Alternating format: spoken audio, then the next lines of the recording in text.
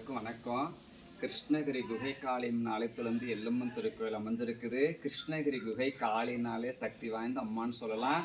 அப்பேற்பட்ட இடத்துல பார்த்தாக்க என்னுடைய செல்ல மக அம்மலாண்ட போகணும், குகைக்காளி அம்மாளுடைய ஆசீர்வாதம் வேணும்னு சொல்லி என் பிள்ளை வந்திருக்குது. எனக்கு ரொம்ப சந்தோஷமாக இருக்குது.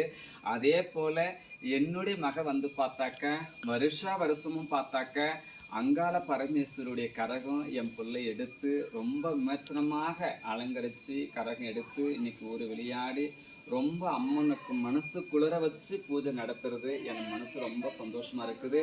அதுக்காக குகைக்காளி அம்மளை அழைப்பு கொடுத்து கூப்பிடணும்னு சொல்லி என் பிள்ளை அம்மளா என்னோட பிள்ளையால் முடிந்த இன்னைக்கு பிரசாதம் எடுத்துகிட்டு இன்னைக்கு சீரும் கொண்டு என்னை கூப்பிட வந்திருக்கிறாங்க. எனக்கு ரொம்ப சந்தோஷமாக இருக்குது.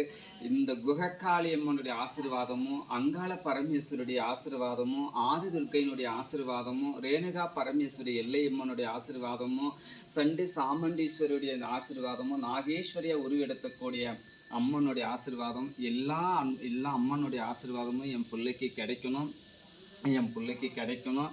அதே போல் அம்மா இன்னைக்கு நாளைக்கு தினம் பார்த்தாக்க செவ்வாய்க்கிழமை என் பிள்ளைக்கு அங்காள பரமேஸ்வருடைய திருவிழா நடத்துகிறாங்க. அதுக்கு அம்மா கண்டிப்பாக போயிட்டு வரேன். வாங்க, அம்மாவை வேண்டிக்கங்க, தீராத பிரச்சனை எல்லாம் தீர்த்து வைப்பாங்க. இன்னைக்கு என் பிள்ளை மனசார என் பிள்ளை எனக்கு கூப்பிட வந்தது எனக்கு ரொம்ப சந்தோஷமாக இருக்குது.